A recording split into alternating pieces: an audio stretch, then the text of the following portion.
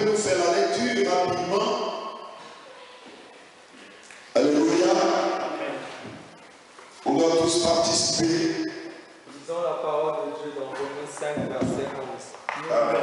Bien plus, nous plaçons notre fierté en Dieu par notre Seigneur Jésus-Christ, par qui maintenant nous avons reçu la réconciliation. Amen. Amen.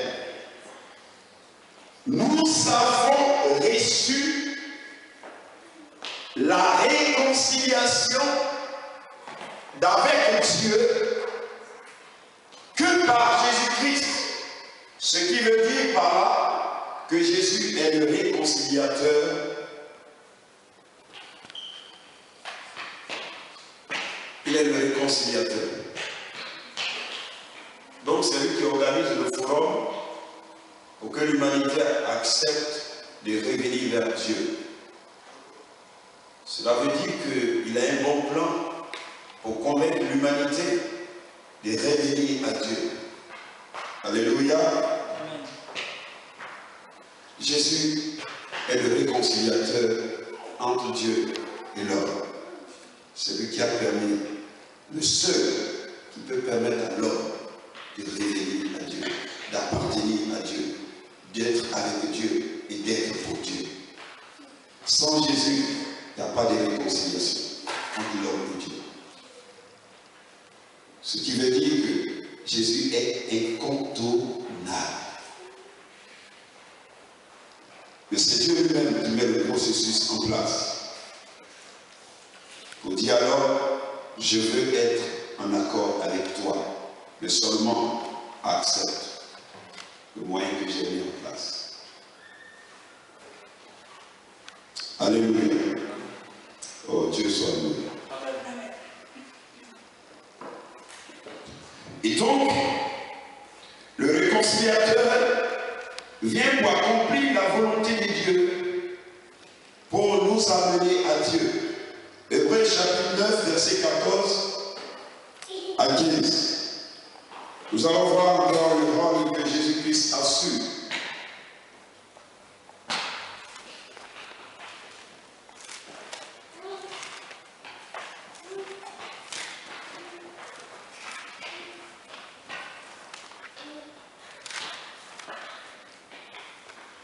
La parole de Dieu de Jésus-Christ.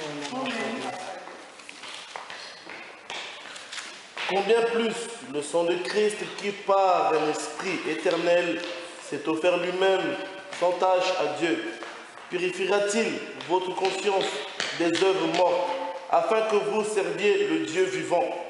Et c'est pour cela qu'il est le médiateur d'une nouvelle alliance, afin que la mort étant intervenue pour le rachat des transgressions commises sous la première alliance, ceux qui ont été appelés reçoivent l'héritage éternel qui leur a été promis. Amen. Amen. Jésus, Dieu l'amène en tant que médiateur. Je veux que tu partes et tu parles à l'humanité que j'ai besoin de lui. Convainc l'humanité de revenir à moi.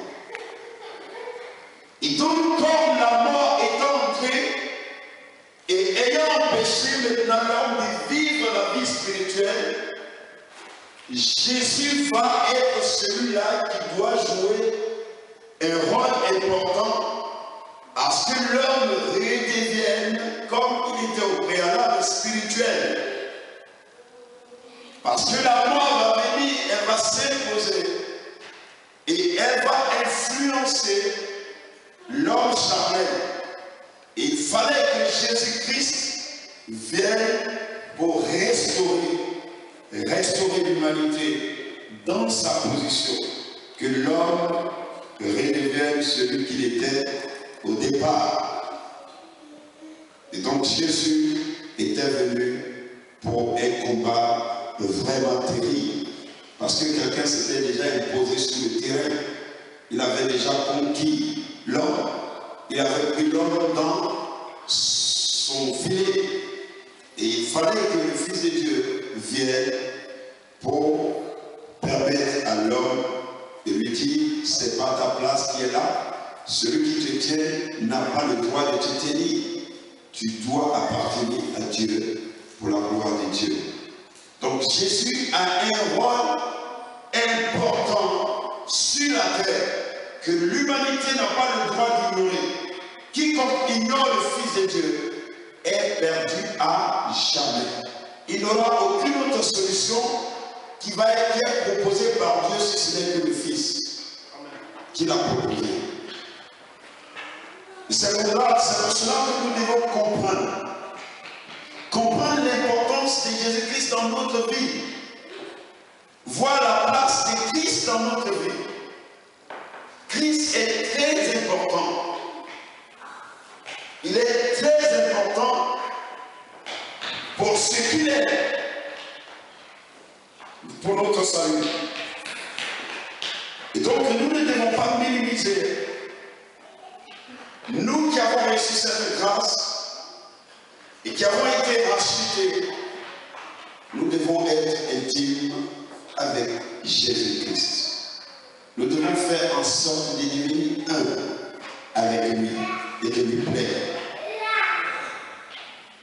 Mais je me suis posé la question de savoir pourquoi est-ce que Dieu, parmi tant d'autres, il envoie Jésus-Christ. Et lorsque nous prenons le livre de 1 Pierre, verset 1, le chapitre 1, à partir du verset 18 au verset 20, je vais comprendre qu'il fallait que Dieu amène quelqu'un, mais quelqu'un qui n'est pas circonscrit dans un temps défini.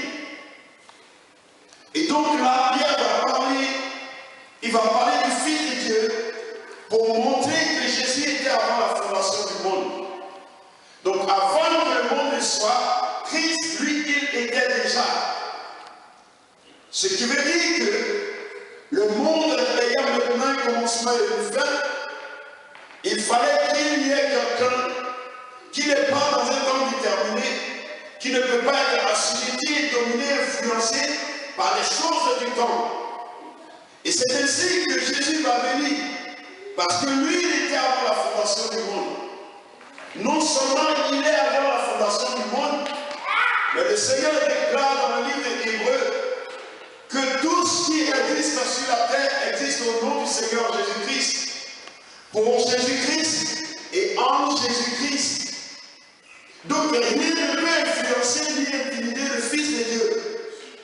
Rien ne peut l'amener à échouer dans la mission. Et donc si plusieurs échouent, quand tu veux envoyer l'émissaire, il faut avoir confiance et connaître les capacités de cet émissaire pour ne pas qu'il échoue. Comme les présidents que tu as envoyés. Et donc Dieu ayant déjà envoyé plusieurs personnes qui ont échoué, ayant choisi sur la terre des personnes qui ont échoué dans la mission, il fallait qu'il prenne quelqu'un qui n'est pas défini par le temps. Ainsi, Dieu envoya son Fils, parce qu'il avait confiance en Jésus-Christ. Il savait que jamais il n'allait pas échouer. Alléluia. Lorsque nous prenons le livre de 1 Jean chapitre 5, verset 9 à 12, quelqu'un peut nous faire la lecture. Une autre personne dans le livre de Jean 5, 19 à 20. Allons voir. Comprenons le souci de Dieu pour nous. Et le grand amour de Dieu pour nous. Vous savez, plus l'homme, sinon plus la femme s'attache beaucoup, ou commence par obéir à son mari, c'est plus la femme commence à comprendre les actes de son mari. Plus tu poses des actes, tu commences à attirer l'attention de ta femme vers toi. Elle commence à chercher à comprendre quel est le désir profond qui anime mon mari pour moi. Et comme les actes parlent, ces actes-là vont convaincre le cœur de ta femme. Et ta femme va commencer par t'obéir comme c'est pas permis. Parce que tu as exprimé l'amour que tu as au-dedans de toi par des actes. C'est comme ça Dieu exprime l'amour qui est au-dedans de lui par des actes pour l'humanité. La lecture, le diable, le frère Paul. Et la parole de Dieu dans le premier épître de Jean, chapitre 5, versets 9 à 12, au nom de Jésus-Christ. Amen. Si nous recevons le témoignage des hommes, le témoignage de Dieu est plus grand, car le témoignage de Dieu consiste en ce qu'il a rendu témoignage à son Fils. Celui qui croit au Fils de Dieu a ce témoignage en lui-même.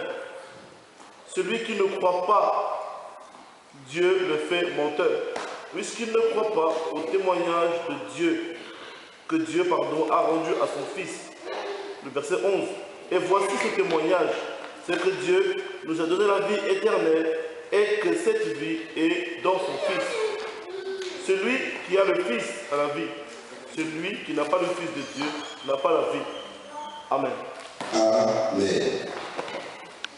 Jean 5. Jean 5, verset 19 à 20. Et le verset 30 aussi. Jésus reprit donc la parole et leur dit, en vérité, je vous le dis, le Fils ne peut rien faire de lui-même, sinon ce qu'il voit le Père accomplir. Tout ce que le Père fait, le Fils aussi le fait pareillement. En effet, le Père aime le Fils et lui montre tout ce que lui-même fait, et il lui montrera des œuvres plus grandes que celles-ci, afin que vous soyez dans l'étonnement. Verset 30. Je ne peux rien faire de moi-même. Je juge d'après ce que j'entends, et mon jugement est juste, parce que je ne cherche pas à faire ma volonté, mais celle du Père qui m'a envoyé. Amen. Amen. Amen. Amen.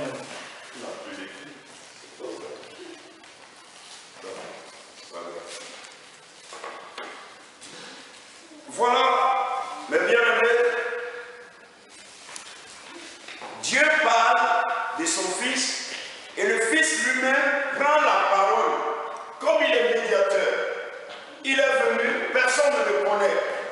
Il faut qu'il arrive à convaincre l'humanité qu'il est venu accomplir une mission et que l'humanité l'écoute. Donc Jésus étant un leader politique du ciel, il descend sur la terre pour parler de la part du Père. Et il dit, je ne suis pas venu de moi-même, mes bien-aimés. Si je suis descendu du ciel, c'est parce que quelqu'un m'a envoyé. J'ai une mission accomplie, mais pour vous, pour votre intérêt. Et il faut que j'accomplisse cette mission. Dieu m'a chargé de faire de grandes choses pour votre bien. Et je veux simplement que vous m'écoutez et que vous acceptez ce que j'ai de la part du Père pour vous. Alléluia. Mes bien-aimés, Dieu, après avoir présenté son Fils, montré de quelle gloire Jésus-Christ est venu sur la terre, Jésus lui-même prend la responsabilité d'éclairer maintenant l'humanité. Parce que le Père n'est pas là de façon physique. Alors il faut que lui-même, il présente maintenant ce pourquoi il est là. Il montre son identité, sa capacité, sa valeur. Et c'est comme ça que les leaders politiques de la terre arrivent à amorcer des cœurs, à prendre un peuple avec eux. Alléluia. Montrer sa vraie valeur, de quoi il est capable et qu'est-ce qu'il est capable d'apporter à la société. Et c'est important, mes bien-aimés, important que nous sachions nous-mêmes qui nous sommes. Et Jésus, en se présentant, est en train de nous ouvrir l'esprit pour que nous sachions à notre tour qui nous sommes et que nous sachions nous présenter et présenter celui pour qui nous nous mettons dans la parole au devant des personnes. Jésus envoyé par le Père, il présente, son Père le présente non seulement, mais lui-même, il montre pourquoi il est là.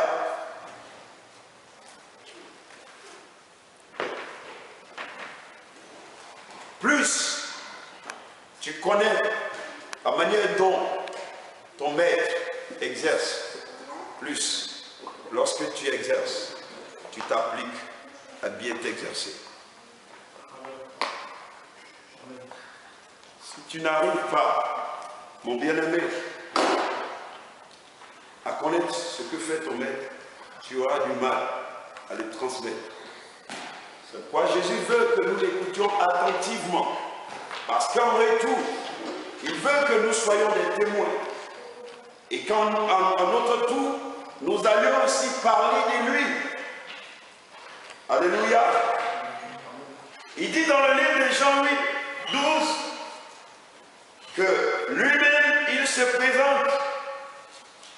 Et Jésus leur parla à nouveau et dit, je suis la lumière du monde, celui qui me suit ne marchera pas dans les ténèbres, mais il aura la lumière de la vie. Et donc Jésus est en train d'ouvrir les yeux à ceux qui se croyaient dans la lumière et que vous n'êtes pas encore dans la lumière. C'est moi qui suis la lumière. Si vous m'acceptez, vous allez sortir des ténèbres et vous serez réellement dans la lumière. Parce que la lumière, c'est moi. Alléluia. Vous savez, quand tu as un père adoptif, ton père en voyage, il est en France, et puis ton oncle t'élève, il va se présenter toujours comme il est ton père.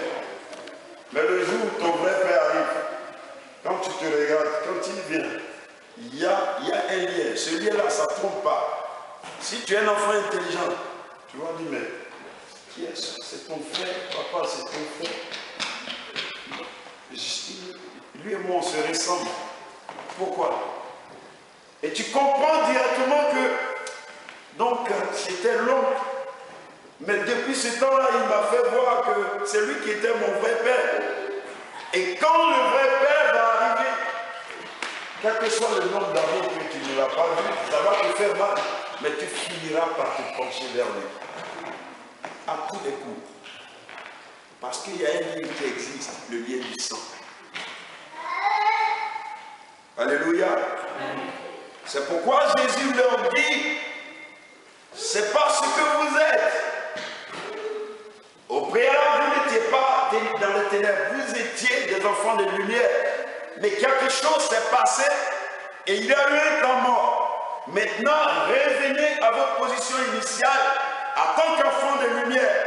Et donc, quiconque m'accepte rentrera dans la gloire de Dieu. Parce que Dieu vous dit, tous, vous êtes privés de sa gloire. Et si vous m'acceptez comme Seigneur Sauveur, vous rentrez encore de nouveau dans la gloire de Dieu. Jésus-Christ, bien-aimé, était incontournable. Il leur montre, il voit que les gens interprètent, ils disent qu'ils sont fils d'Abraham et que les promesses de Dieu leur appartiennent. Et Jésus vient en tant que messager, en tant qu'interlocuteur, en tant que médiateur, en tant que réconciliateur. Et il présente le plan qui peut amener l'homme à aller à Dieu. Et l'homme refuse. Non seulement il veut aller chez Dieu, mais il refuse le plan de Dieu. Alléluia. Quand tu gardes ta voiture, ton enfant apprécie ta voiture. Mais quand tu dis à l'enfant va à l'école, il trouve que tu le maltraites. Or, c'est de là que la voiture va venir. Il faut que tu ailles à l'école, que demain tu aies des diplômes et que tu trouves un travail. Et le travail fera que tu auras un salaire et le salaire va t'amener à avoir toi aussi une voiture. Mais l'enfant aime la voiture et ne veut pas aller à l'école. Or, c'est le fait d'aller à l'école qu'on peut accéder à la voiture. Et donc le monde retrouver Dieu. Tous savent que Dieu existe. Mais comment retrouver Dieu? Par quel moyen accéder à Dieu? Et donc Dieu amène le chemin. Il étend le chemin. Il veut simplement que quelqu'un se mette sur le tapis rouge pour venir jusqu'à lui. Mais le monde dit non. On atteint un autre chemin. C'est pas ce chemin-là. Mais quel chemin voulez-vous? Frère, c'est de cette même manière que nous voulons la bénédiction. Mais nous ne voulons pas nous soumettre au principe de bénédiction qui est Jésus-Christ à la volonté de Dieu. Nous ne pouvons rien faire sans Jésus. Jésus est le chemin. Le monde vit l'injustice. Le monde cherche la vérité. Mais nul ne veut tenir Jésus à la justice. Alléluia. Il y a plein de soucis dans la tête de l'homme. Et celui qui a pris la couronne d'épines, comme le Seigneur pouvait dire, vous voyez les épines, celui-là qui a reçu la parole et à cause des tribulations et des soucis du monde, il rejette la parole qu'il avait reçue avec joie. Ce sont ces soucis-là que l'humanité a déposés sur la tête en tant que couronne d'épines. Sur la tête. Les soucis de l'humanité ont été portés par le Fils de Dieu pour que l'humanité soit déchargée, pour que nos soucis ne pèsent plus sur nous. Mais personne ne veut reconnaître Jésus-Christ. Pourtant, c'est lui la justice de Dieu. Tu es opprimé. Tu veux que Dieu fasse justice. Dans le cas où tu te situes, il n'y a que Jésus qui peut établir la justice.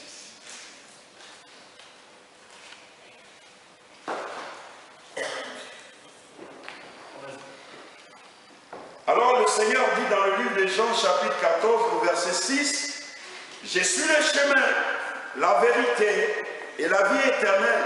Nul ne vient au Père que par moi. Si vous me connaissez, vous connaîtrez aussi mon Père. » Alléluia. Amen.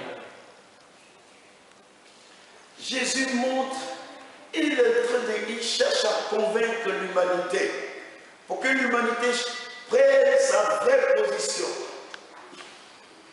Sa vraie position.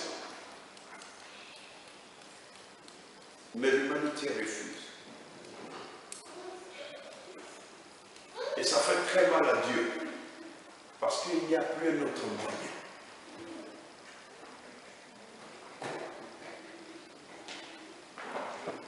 Alléluia. Ça c'est, il montre son identité.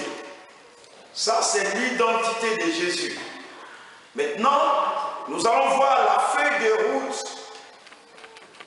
Il est venu accomplir certaines choses pour la gloire de Dieu dans la vie de l'homme. Donc là, Jésus montre son identité en tant que parole de Dieu. Je suis la vérité. Vous voulez qu'il y ait justice, que justice soit faite de tout ce que vous subissez sur la terre? Acceptez-moi parce que c'est moi qui suis la justice de Dieu. Là où il y a le mensonge, si vous me proclamez étant parole de Dieu, il y aura la confusion dans le cœur et dans la bouche des menteurs. Et ce qui était caché va venir à la lumière à cause de la vérité que je suis. Alléluia. Amen. Mes bien-aimés, l'histoire de Jésus, ça me plaît, ça commence à me plaire beaucoup davantage. Ouais. Donc Dieu commence à faire quelque chose de bien dans ta tête. Ça ne peut que bouger. Et donc, quelle est donc la feuille de route que détient le Seigneur Jésus?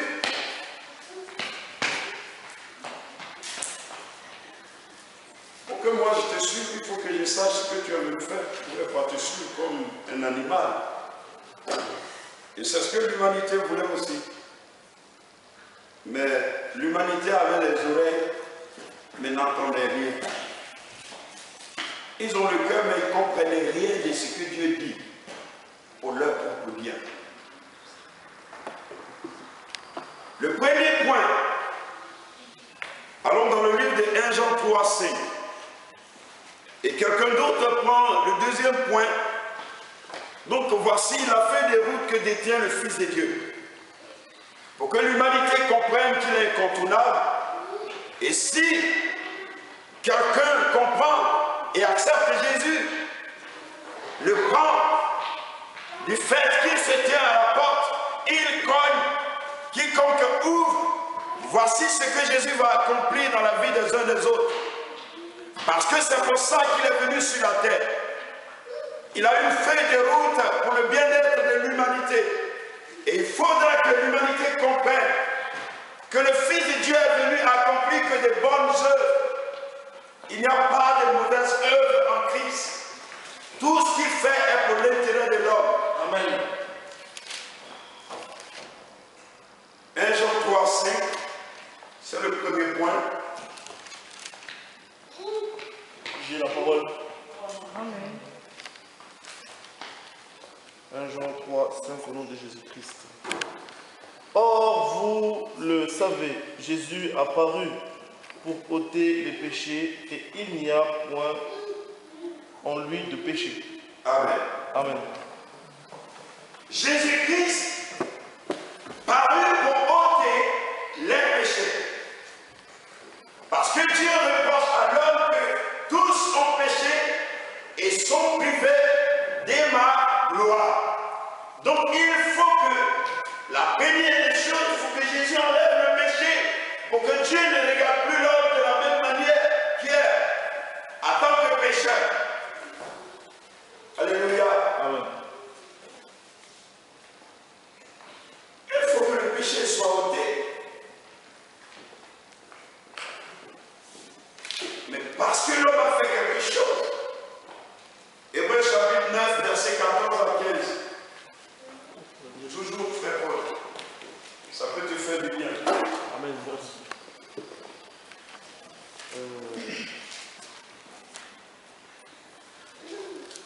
Je lis l'épître aux Et Hébreux. c'est pour cela.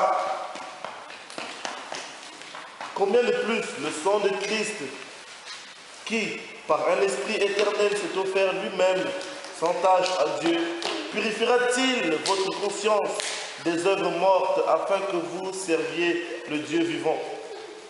Et c'est pour cela qu'il est le médiateur d'une nouvelle alliance, afin que la mort étant intervenue pour le rachat des transgressions commises sous la première alliance, ceux qui ont été appelés reçoivent l'héritage éternel et qui leur a été promis. Amen. Amen. Donc, Jésus est venu pour le rachat.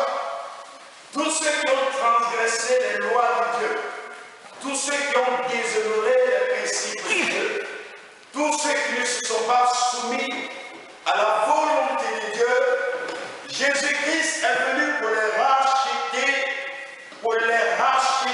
du chemin de la transgression des lois de Dieu. Et donc l'homme a quitté la bonne voie, il a emprunté une fausse voie. Il est tenté de se perdre et en partant, il va vers le chemin de la mort. Et Jésus-Christ est venu pour les ramener, c'est-à-dire les racheter de ce chemin faux. Leur dit, ne continuez pas de foncer, parce que là-bas où vous allez, c'est la mauvaise route, et à la fin, il n'y a que la mort. Détournez-vous de cette voie et revenez vers la voie de Dieu. C'est le chemin de la lumière qui mène à Dieu. Donc Jésus étant la lumière, va se mettre dans un carrefour, de sorte que ceux qui viennent et ceux qui partent soient éclairés et soient frappés d'une lumière qui frappe par derrière eux. Vous savez, quand tu es perdu et que tu vois une lumière quelque part, tu ne peux qu'aller vers cette lumière. Et c'est ainsi que le Fils de Dieu est venu, afin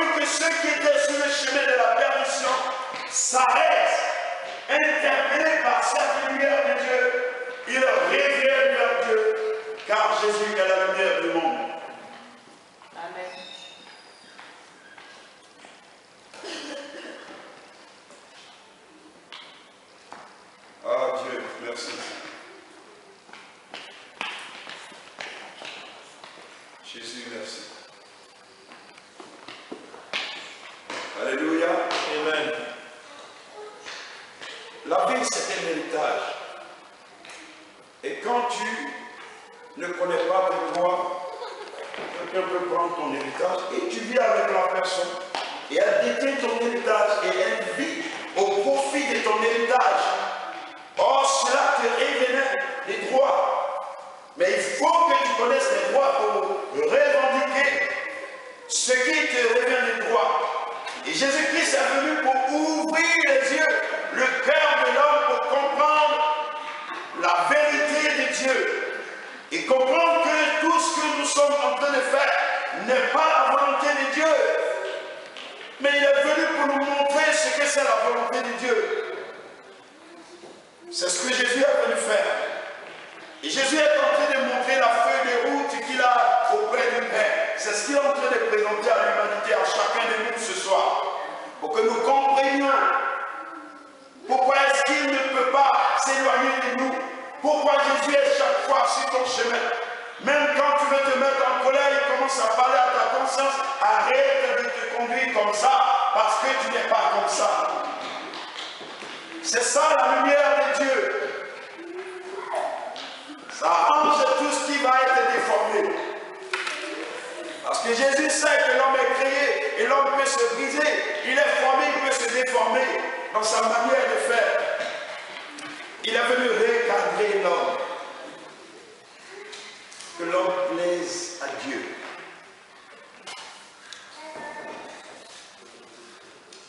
Gloire à Dieu. Allons-y, le 7e point.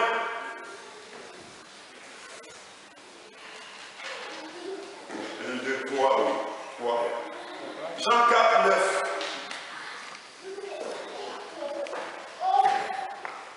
Jean 4.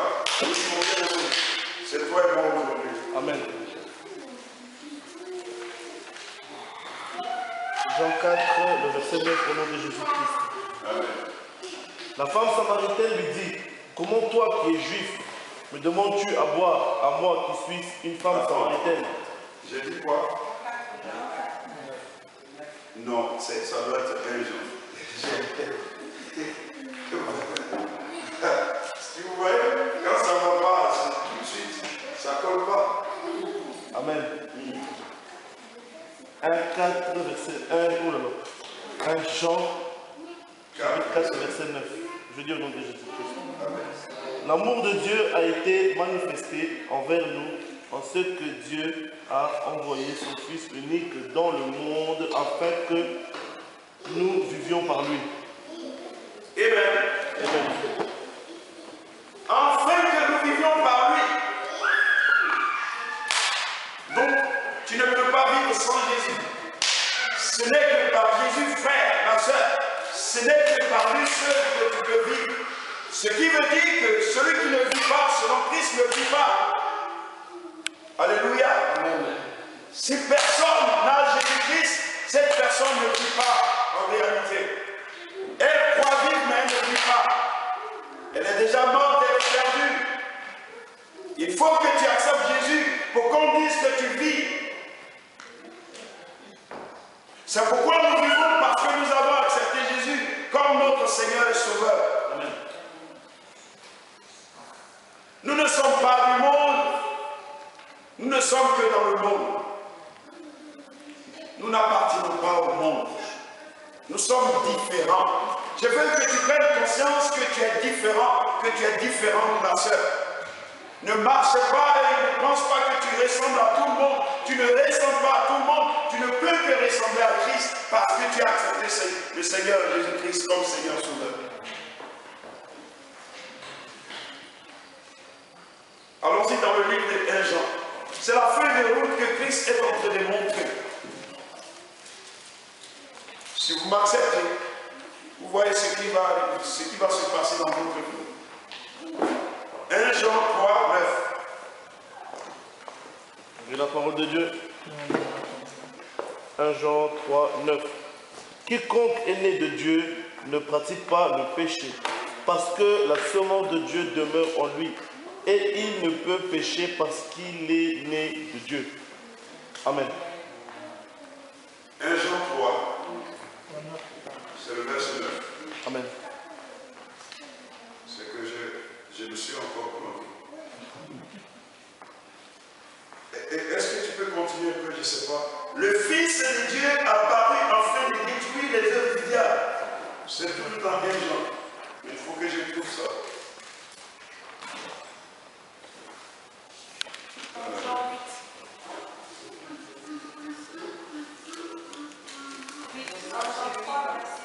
C'est le 8. Ah ouais. Amen, c'est le verset 8. Oui, je vais prendre le 8, 9, les deux en même temps. Celui qui pêche est du diable, car le diable pêche dès le commencement. Le Fils de Dieu est apparu afin de détruire les œuvres du diable. Quiconque est né de Dieu ne pratique pas le péché parce que la semence de Dieu demeure en lui. Amen. Quiconque est de Dieu ne pêche point. Parce que Jésus est venu pour détruire les œuvres du diable. Donc, si réellement nous avons le Fils de Dieu, à un moment donné, nous aurons une conscience pure par la grâce de Dieu, par la direction et la conduite du Saint-Esprit. Notre conscience prendra conscience de l'existence du mal et de la volonté de Dieu. Et donc, à chaque fois, nous allons refuser de pécher devant Dieu. Pourquoi? Parce que dans le livre d'Hébreux, lorsque nous péchons volontairement, nous devons comprendre qu'il n'y aura plus un autre sacrifice. Alléluia. On buvait, on fumait, on se prostituait, on se tuait, on se torpillait, on s'outrageait, on se calomniait. Et Jésus est venu pour détruire toutes ces chaînes. Et il arrive encore que nous ne comprenions pas que nous sommes devenus de nouvelles créatures et que ces choses anciennes ne sont plus à nous. Cela appartient aux païens. Mais nous sommes enfants des lumières par la grâce de Jésus, afin que ceux qui n'ont pas encore Jésus remarquent notre meilleure conduite et disent: il y a quelque chose qui se passe de l'autre côté, il faut que je change de camp. Voilà ce que Jésus dit de nous. Il est venu pour détruire les œuvres du diable. C'est ça qui doit inciter le cœur de l'homme à aimer plus le Fils de Dieu. Quelqu'un qui a accompli une telle grande mission. On était maltraité, outragé, manipulé. Le diable peut te faire boire autant de boissons qu'il veut te faire boire. Et tu perds ton salaire et ta famille est pauvre et tu entres ivre et malade encore à la maison et tu n'as pas d'argent pour aller à l'hôpital pour te faire traiter parce que tu as déjà dépensé ton salaire. Voyez dans quel monde nous étions. Et Jésus-Christ est venu pour nous sortir de là. Réfléchissons chaque instant de notre vie et cherchons à plaire à Dieu.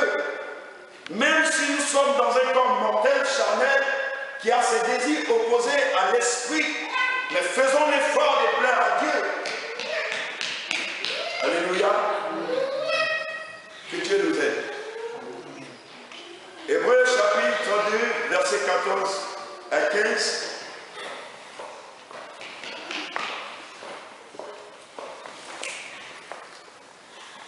J'ai la parole de Dieu dans le livre d'Hébreux chapitre 2, versets 14 à 15. Ainsi donc, puisque les enfants participent au sang et à la chair, il y a également participé lui-même afin que par la mort, il anéantisse celui qui a la puissance de la mort, c'est-à-dire le diable. Et qu'il devrait, tous ceux qui, par crainte de la mort, étaient toute leur vie rendue dans la servitude. Alléluia. Amen. Tous nous étions asservis par la mort. Ça faisait peur. Quand tu vois quelqu'un mourir, tu commences à trembler. Oh, tu vas mourir aussi. Non, celui qui aujourd'hui a Jésus-Christ n'a pas peur de la mort. Parce qu'il sait que lorsque la mort viendra, il sortira de ce corps sortira par son âme et il va aller droit auprès du Père et il sera en paix éternellement. Alors quiconque est aujourd'hui influencé par la mort, intimidé par la mort et est dans la servitude du fait que la mort existe, il n'a pas encore reçu Christ.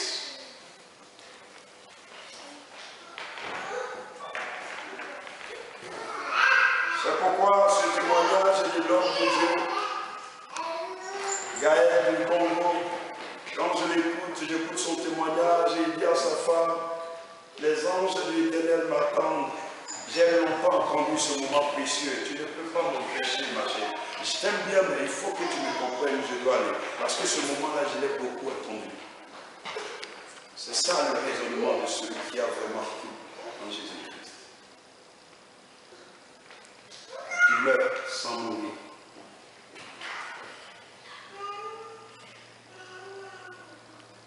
Le monde est outragé du fait que la mort existe. Et les gens tremblent. Il suffit qu'on dise que quelqu'un est mort. C'est la panique, c'est le tout d'équipe. Si tu n'es pas encore prêt, tu dois avoir peur. Parce que certainement tu vas te retrouver là où tu n'as pas envie de te retrouver. Mais si tu es prêt, tu dois être heureux. Quand tu meurs, tu dors là, tu sens quelque chose. Non. Tu es en train de ronfler, même c'est celui qui est à côté de toi qui est embêté. C'est ça la mort. Quand tu veux mourir là, tu sens rien. Tu te vois comme ça. Et ceux qui te voient mourir, c'est eux qui sentent la douleur, qui vont commencer à pleurer. Mais toi, tu es déjà parti. Ton âme est sortie de ce corps corruptible. Ça, l'homme doit savoir, je vis par qui? Je vis par mon corps ou je vis par mon âme et mon esprit? Qui suis-je? Si je suis esprit, je n'ai pas peur des choses qui sont charnelles. Et rien ne peut m'influencer dans mon corps charnel. C'est mon esprit qui influence mon corps. Alléluia. Beaucoup sont asservis. Et Jésus est venu nous sortir de la servitude. Le diable a plongé l'humanité dans la servitude. Et Jésus-Christ est venu sortir l'humanité de la servitude. Un homme comme ça, comment on peut le négliger? Ne négligeons pas la grâce de Dieu, s'il vous plaît. On a intérêt à nous approcher davantage à Jésus-Christ. Hébreux 9, 26, nous sommes au 6e point. Jésus montre sa feuille de route tout le temps pour que l'humanité comprenne quelle est sa valeur. Voici la fonction que je suis venu assumer pour vous. Amen. Épître aux Hébreux, chapitre 9, verset 26. Autrement, il aurait fallu qu'il eût souffert plusieurs fois depuis la création du monde, tandis que maintenant, à la fin des siècles, il a paru une seule fois pour abolir le péché par son sacrifice. Amen. Alléluia. Amen. Ah, c'est vrai que les hommes allaient acclamer Jésus. Amen. Il n'est pas venu simplement. Il n'est pas venu pour te pardonner, simplement. Il n'est pas venu pour ôter le péché, simplement. Mais il dit qu'il est venu pour abolir. Ça dit que ça ne va jamais plus exister. Donc, pour toujours. Jésus nous rend libre pour toujours. On est libre pour toujours. Que le diable ne veut pas, on est libre pour toujours. Amen. Le péché ne sera plus influent sur nous au nom de Jésus-Christ. Quoi que le diable fasse, nous resterons enfants des lumières. Et notre lumière va luire dans ce monde pour la gloire de Dieu, dans le nom de Jésus-Christ. Le 7e point, c'est dans le livre de Luc, chapitre 4, au verset 18, à partir du verset 18 au verset 20.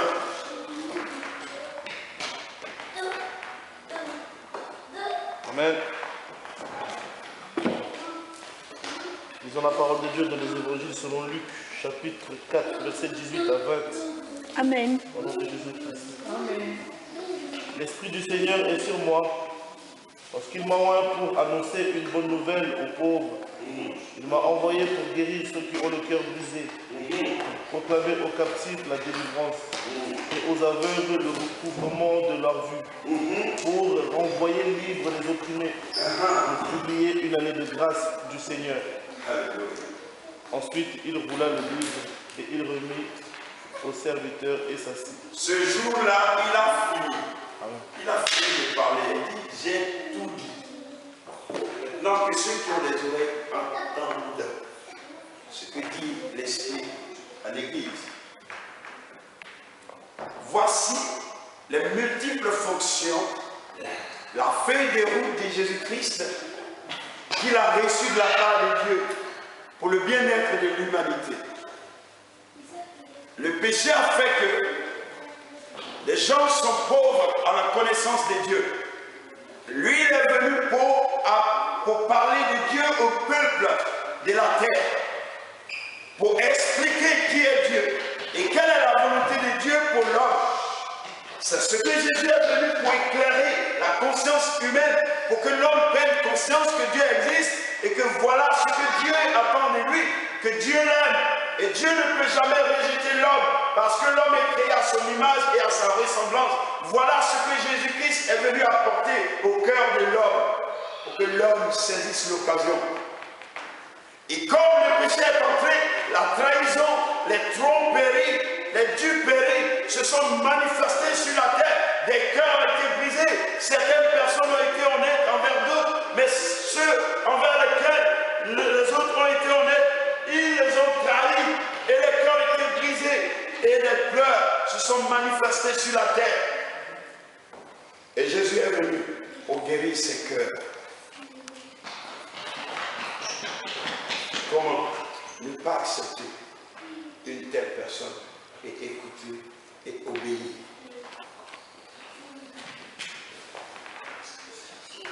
Dieu nous aime réellement. Et je prends conscience de l'amour de Dieu pour moi. Mais le Seigneur dit, maintenant, il a montré la feuille de route. Il veut maintenant dire à l'homme, voilà le processus que tu vas maintenant suivre pour devenir spirituel. Le processus pour devenir spirituel. Comment faire pour avoir accès à ce Seigneur Sauveur? Il y a des principes pour que tu sois maintenant spirituel. Et c'est ce que Jésus va faire en premier. Quand il est venu pour dire qu'il va annoncer la bonne nouvelle, il va dire au peuple, à toute l'humanité, repentez-vous. Jésus, le premier message qu'il annonce comme bonne nouvelle à l'humanité, il demande la repentance. Jean-Baptiste l'avait déjà fait, mais pour montrer que voilà ce que j'ai reçu du Père, vous devez vous repentir, parce que vous êtes des pécheurs. Alléluia. Amen. Nous avons dans le livre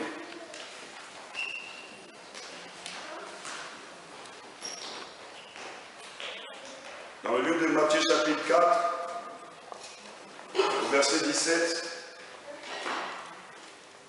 Voilà comment on commence par devenir spirituel. Reconnaître d'abord qu'on est pécheur auprès de Dieu. Parce que c'est une réconciliation qui doit commencer.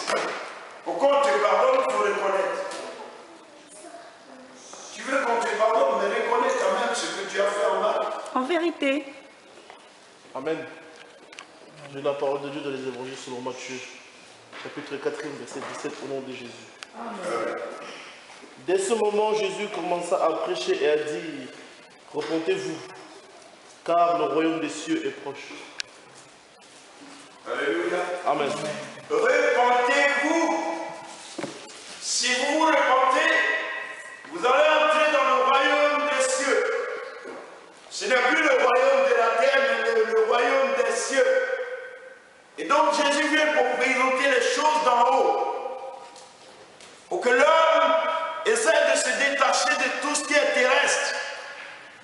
mais qu'ils comprennent que Dieu est assis dans le royaume d'en haut.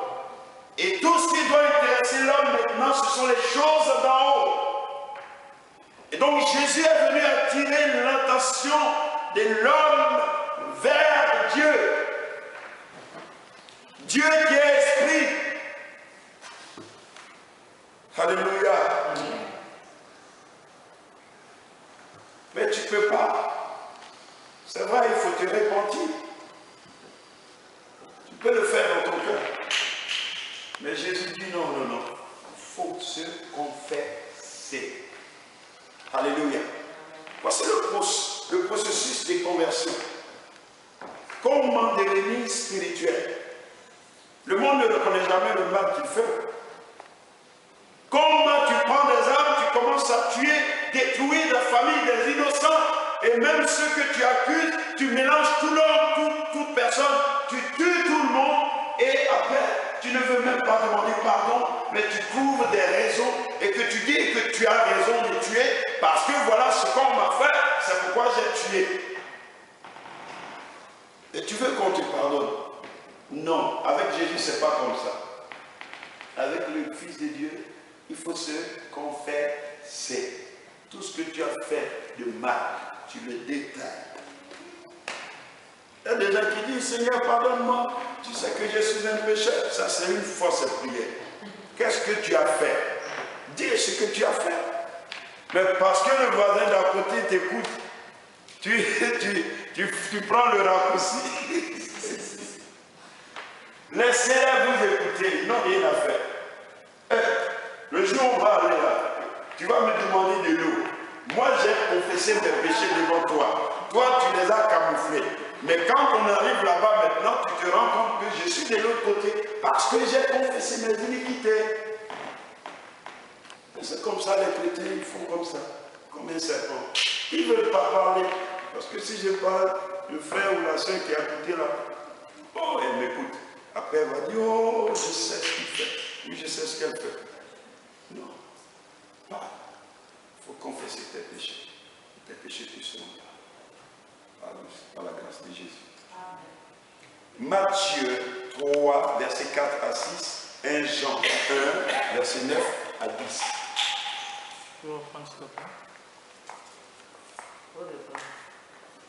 Matthieu 3, versets 4 à 6. 1 Jean 1, 9 à 10. Matthieu 3, verset 4 à 6, au nom de Jésus.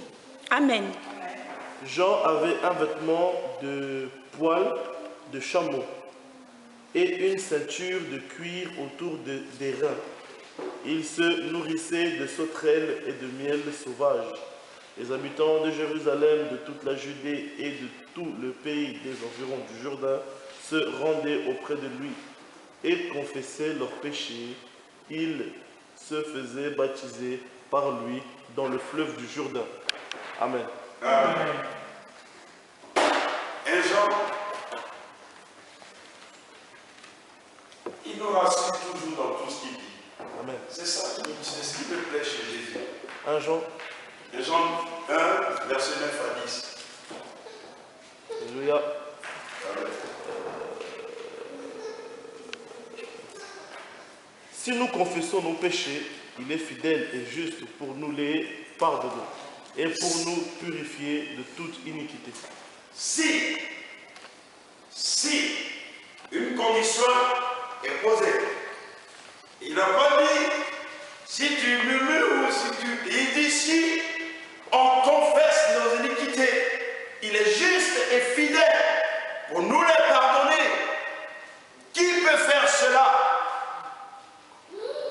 Pour une simple parole déplacée, on change de physionomie, on va se bouder pendant 2 semaines, on dort avec la colère dans le cœur, mais lui, il dit simplement, reconnais, même il arrive des fois ton frère ou ta soeur vient vers toi pour dire, vraiment je ne sais pas ce qui m'a pris l'autre fois, pardonne-moi.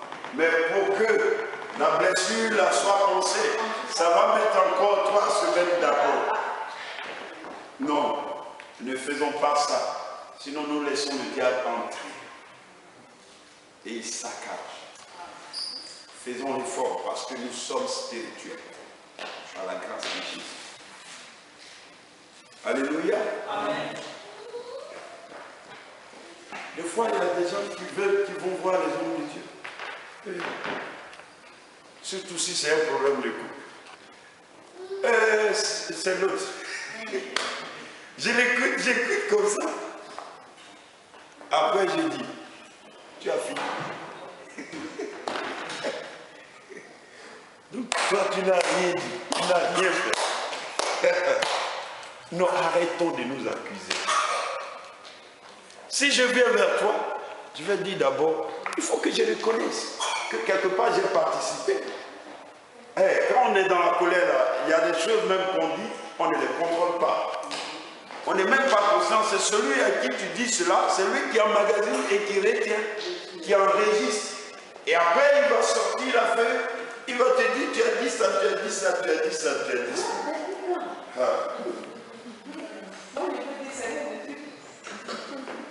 Vous voyez, c'est pas bien. Il faudrait que nous confessions notre iniquité. Et ceux qui venaient pour accepter Jésus, ils se confessaient auprès de l'homme de Dieu. Et l'homme de Dieu priait Dieu, et demandait à Dieu, pardonne-les et accepte-les. On pardonne, après on accepte. On n'accepte pas d'abord pour pardonner. Pardon. Après on accepte. Viens. Alléluia. Nous sommes, il nous reste 5 minutes pour arrêter. Tu as fini de te confesser. Jésus t'a pardonné. Maintenant, le Seigneur va nous baptiser. Tous ceux qui se repentaient, Jésus disait à ses disciples, baptisez-les. Eux tous. Et donc, voici le processus de conversion. Pour que l'homme devienne spirituel, il faut qu'il reconnaisse qu'il est un pécheur et qu'il est privé de la volonté de la gloire de Dieu. Et donc, il faut qu'il regrette d'avoir offensé Dieu, qu'il regrette d'avoir déshonoré Dieu et qu'il confesse ce qu'il a fait qui n'a pas plu à Dieu et qu'il est conscient d'avoir fait. Et quand tu finis, maintenant tu dois entrer dans les eaux du baptême. Et il y a des chrétiens qui font 1 an, 2 ans, 3 ans, 4 ans, on leur prêche, on leur annonce, on les enseigne ce que c'est le baptême, mais ça entre ici, ça sort là. Or, ça a un sens très, très, très, très profond. Alléluia.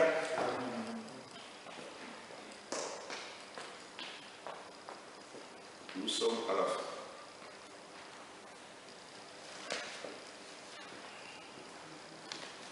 Mercredi prochain, on va finir aussi. Alléluia. On va finir. Donc nous sommes sur se faire baptiser. Pourquoi se faire baptiser? Que signifie le baptême de l'eau? Tout ça, il faudrait que nous le sachions. Pourquoi Jésus lui-même s'est fait baptiser? Qu'est-ce qu'il voulait exprimer en se faisant baptiser? Est-ce qu'il avait droit de se faire baptiser? Mais pourquoi l'a-t-il fait? Il faut se poser des questions. Si Jésus l'a fait, ça a un sens très profond que l'homme doit comprendre. Et donc, quiconque veut marcher avec Jésus-Christ doit savoir ce que c'est le baptême de l'eau et accepter de se faire baptiser après avoir écouté la bonne nouvelle du baptême. C'est important.